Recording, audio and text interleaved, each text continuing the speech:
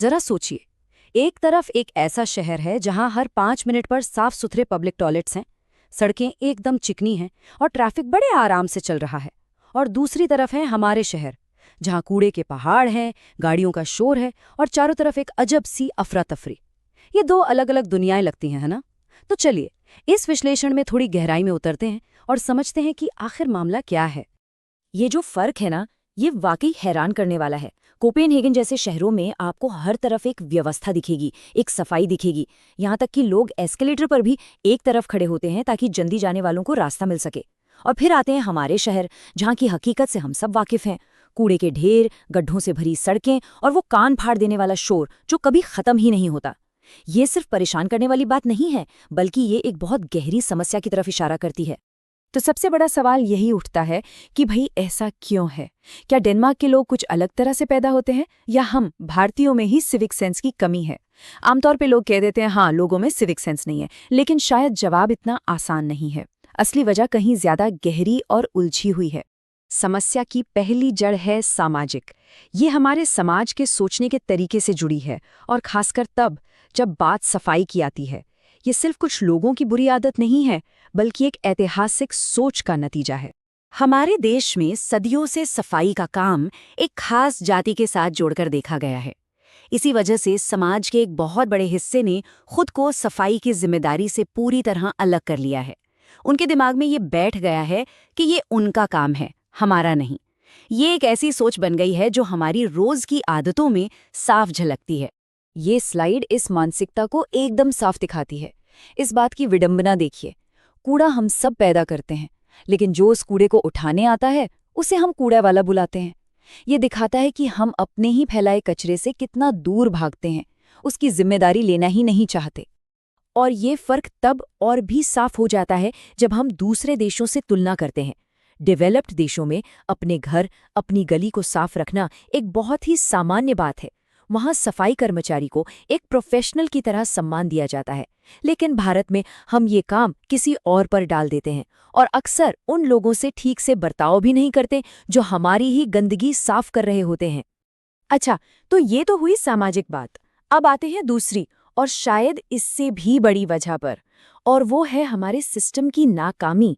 मतलब सरकार और जो व्यवस्था हमें मिली है वो कितनी फेल हुई है। ये सिर्फ लोगों की सोच की बात नहीं है, बल्कि उस माहौल की भी है जो हमें दिया जाता है।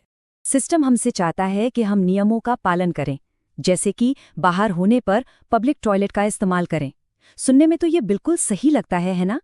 पर असलियत ये है, जब ज्यादातर पब्लिक टॉयलेट पर या तो ताला लटका हो या वो इतने गंदे हों कि अंदर कदम भी न रखा जा सके, तो कोई क्या करेगा?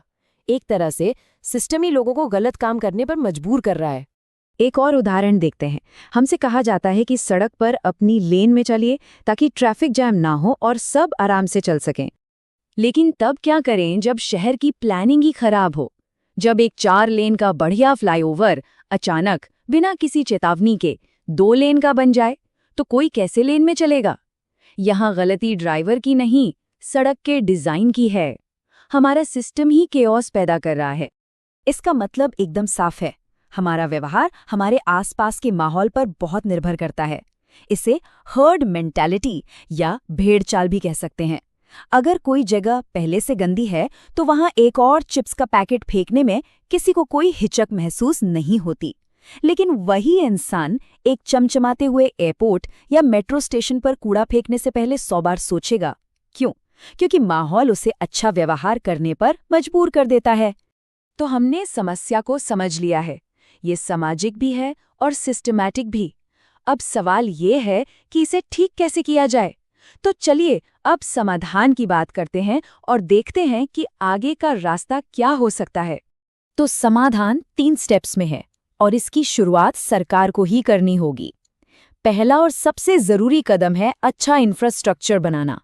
साफ टॉयलेट, हर जगह कूड़ेदान, चलने लायक फुटपाथ। जब ये हो जाए तब आता है दूसरा कदम, शिक्षा। बच्चों को स्कूल से ही सिविक सेंस, सफाई कर्मचारियों का सम्मान करना सिखाना होगा। और आखिर में तीसरा कदम, नियमों को सख्ती से लागू करना। छोटे मोटे जुर्माने लगाना, लेकिन ये पक्का करना कि नियम तोड़ने वाला पकड़ा जरूर जाएगा। और ऐसा नहीं है कि ये सब सिर्फ ख्याली बातें हैं। दुनिया में कई देश हैं जिन्होंने इन समस्याओं को बहुत अच्छे से हल किया है। चलिए देखते हैं कि हम उनसे क्या सीख सकते हैं। डेनमार्क को ही देख लीजिए। हम यहाँ अभी गीले और सूखे कचरे को अलग करने में ही जूझ रहे हैं, और वहाँ देखिए कचरे को 10 अलग-अलग हिस्सों में बांटा जाता है। मतलब खाने का कचरा अलग, कागज अलग, कांच अलग, मेटल अलग। और ये काम वहाँ के लोग खुद अपने घरों में करते हैं। ये दिखाता है कि जब सिस्टम सही होता है तो लोग भी जिम्मेदार बन जाते हैं। जर्मनी और डेनमार्क में तो प्लास्टिक की बोतलों से निपटने का एक और कमाल का सिस्टम है। वहां जब कोई कोल्ड ड्रिंक की बोतल खरीदता है ना, तो उसे बोतल के लिए थोड़े एक्स्ट्रा पैसे, मतलब एक डिपॉजिट देना पड़ता है। फिर जब वो खाली बोतल को एक मशीन में वापस डालता है तो उसे वो पैसे वापस मिल जाते हैं। इस इनाम वाले सिस्टम से ये पक्का हो जाता है कि कोई भी प्लास्टिक की बोतल सड़क पर नहीं फेंकता। अब जापान की बात करते हैं। वहाँ ओसोजी नाम की एक परंपरा है, जहाँ स्कूल के बच्चे रोज अपनी क्लास, अपनी डेस्क, यहाँ तक कि टॉयलेट भी खुद साफ करते हैं। ये उनके सिलेबस का हिस्सा है। इससे बचपन से ही उनमें जिम्मेदारी और सफाई के प्रति सम्मान की भावना आती है।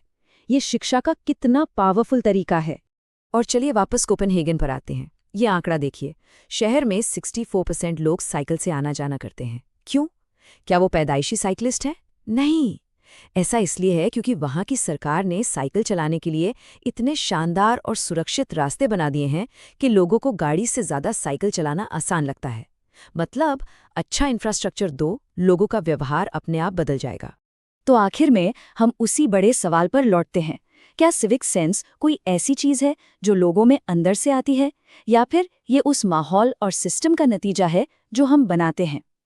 अब तक हमने जो भी देखा उससे तो यही लगता है कि जब हम एक बेहतर सिस्टम, बेहतर इंफ्रास्ट्रक्चर और बेहतर शिक्षा देते हैं तो लोगों का व्यवहार भी बेहतर हो जाता है।